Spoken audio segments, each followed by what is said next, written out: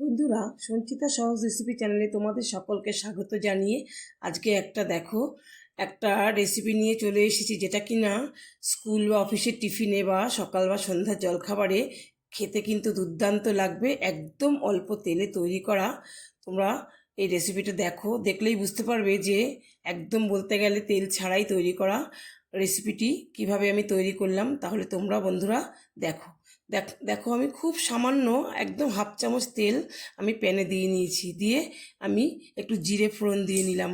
তো বুঝতেই পারছো, জিরেটা যেটুকু আমি ফোড়ন দিয়ে করছি ওইটুকুই কিন্তু তেল দেয়া। বন্ধুরা, এই রেসিপিটা তোমাদের যদি ভালো লাগে তাহলে কিন্তু তোমরা অবশ্যই একটা লাইক দিও আর কমেন্ট করে জানিও যে রেসিপিটা দেখার পরে তোমাদের কেমন লাগলো। দেখো, এখানে দুটো কুচনো পেঁয়াজ দিয়ে দিলাম। পেঁয়াজটা কিন্তু একদম লাল লাল করে ভাজার প্রয়োজন নেই, জাস্ট একটুখানি নাড়াচাড়া করে নিয়ে একটা ছোট একটা গাজর নিয়েছি, সেটাকেও একদম ছোটো ছোটো করে কেটে নিয়েছি। সেই গাজরটা দিয়ে দিলাম। গাজরটাও পেঁয়াজের সঙ্গে একটুখানি নেড়ে চেড়ে মিশিয়ে নেব। তারপরে দেখো, বড় একটা ক্যাপসিকামের হাফ ক্যাপসিকাম আমি দিয়ে দিলাম, মিশিয়ে দিলাম। ক্যাপসিকামটা বন্ধুরা এখন এরকম তো লাল লাল ক্যাপসিকামগুলো সবুজে লালে এরকম পাওয়া যায়, সেই ক্যাপসিকামটাই দিলাম। আর দিলাম একটু কাঁচা লঙ্কা ঝালের জন্য। তোমরা তোমাদের যদি ঝাল কম বেশি করে নিতে পারো। এবার একটুখানি নাড়াচাড়া করব। হাফ চামচ দিয়ে দেবো নুন, তাহলে একটু সবজিটা নরমও হয়ে যাবে, যেহেতু খুব সামান্য তেল দিয়ে এটা তৈরি করা হচ্ছে। আর এরকম একটু নাড়াচাড়া করে নিয়ে আমি বাটি মেপে এখানে আমি জল দিয়ে দেব। জল আমি তার আগে দেখো একটু জোয়ান দিয়ে দিলাম। প্রথমে তো জিরে দিয়েছিলাম ফোড়নে, আর একটু জোয়ানটা আমি হাতে একটুখানি ঘষে দিয়েছি। এই রেসিপিটাতে যখন আমি জোয়ানটা বা জিরেটা মুখে পড়বে এত সুন্দর লাগবে খেতে। আর এই বাটিটা মেপে আমি 2 বাটি জল দিয়ে নিলাম। 2 বাটি জল দিয়ে জলটা ফুটতে দেব কিছুক্ষণ। মিনিট খানেকের মধ্যে জলটা ফুটে উঠলে দেখো আমি দিয়ে দিচ্ছি চিড়ে। হ্যাঁ বন্ধুরা, আমি এই রেসিপিটা চিড়েটা দিয়ে করছি। একদম ঝেড়ে বেছে পরিষ্কার করে নিয়েছি। মিডিয়াম সাইজের চিড়েটা আর কি, একদম পাতলা নয়, মোটাও নয়। আর তার সঙ্গে দিয়ে দিলাম ছোটো 1 বাটি সুজি।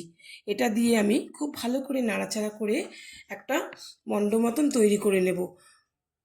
খুব তাড়াতাড়ি বন্ধুরা, রেসিপিটা একদম সহজে খুব তাড়াতাড়ি তৈরি হয়ে যাবে এবং একদম অল্প তেলে। তোমাদের যারা ডায়েট করছে তারা তো খেতেই পারবে। তাছাড়া এখন অনেক বয়স্ক মানুষরা বাড়িতে তেল কম খাওয়াই মানে তাদের পক্ষে ভালো। সেই হিসাবে কিন্তু রেসিপিটা খুবই ভালো। যেসব বাচ্চারা খেতে চায় না তেলের জিনিস ভাজা পোড়া ছাড়া, তারাও কিন্তু এটা খুব ভালো খাবে। কারণ আমার মেয়েই মানে তেলের জিনিস ভাজা পোড়া দিয়ে খেতে ভালোবাসে, কিন্তু ওরও খুব ভালো লেগেছে। একবার বাড়িতে ট্রাই করো বন্ধুরা, খুব ভালো লাগবে রেসিপিটা। দেখো আমার তৈরি হয়ে গেছে। এবার আমি একটু ঠান্ডা করে নিয়ে বা প্লেটে ঢেলে নিয়েছি। মোটামুটি ঠান্ডা করে নিয়েছি, একটু হালকা হালকা গরম আছে এখনও। এবার আমি ধনেপাতা কুচি এর মধ্যে মিশিয়ে দিলাম, দিয়ে খুব ভালো করে মেখে নেব। চিড়ে আর সুজিটা আছে, আমি এর মধ্যে আর অন্য কিছু ব্যবহার করলাম না। এটা দিয়ে আমি খুব ভালো করে মেখে নেব। মেখে নিয়ে আমি আমার মতন একটু গোল গোল শেপ দিয়ে তৈরি করে নেব, বড়া মতন সাইজের। এবার হাতে সামান্য 2-1 ফোঁটা তেল দিয়ে নিলাম, এই যাতে হাতে চিড়ে তো হাতে একটু লেগে লেগে যাচ্ছে, তাই একটুখানি সামান্য কয়েক ফোঁটা তেল দিয়ে এইবার এটাকে আমি গোল গোল আকারে শেপটা দিয়ে নেব। আর বন্ধুরা, তোমরা তোমাদের মতন ছোট বড় করে নিতে পারো সেভাবে। দেখো এরকমভাবে শেপ দিয়ে আমি তৈরি করে নিচ্ছি। সবকটাকে আমি এভাবে গোল গোল করে তৈরি করে নেব। দিয়ে আবার এবার গ্যাসে এগুলোকে আমি কিভাবে ভাজি তোমরা দেখতে থাকো। একদম সবকটা তৈরি করে দেখাচ্ছি আমি। দেখো সবকটাকে তৈরি করে নিয়েছি। খুব সুন্দর লাগছে দেখতে বন্ধুরা, কালারফুল লাগছে দেখতে। আর এইটা যেহেতু সব কিছু সেদ্ধ করা, এটা কিন্তু আমি অল্প তেলে ভাজলেও কিন্তু মানে খেতে কোনো কাঁচা বা ভাব বা কিছু লাগবে না। দেখো কতটুকু তেল দিলাম, একদম নামমাত্র তেল, হাফ চামচেরও কম তেল আমি এখানে ব্যবহার করেছি। তারপরে এগুলোকে আমি পরপর সাজিয়ে দেব। সাজিয়ে দিয়ে একটু উনুনের আঁচটাকে কিন্তু একটু কমিয়ে কমিয়ে তৈরি করতে হবে।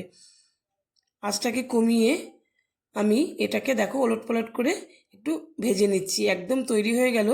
তোমরা চাইলে সস দিয়ে খেতে পারো বা এমনিও শুধুও খেতে খুব সুন্দর লাগে।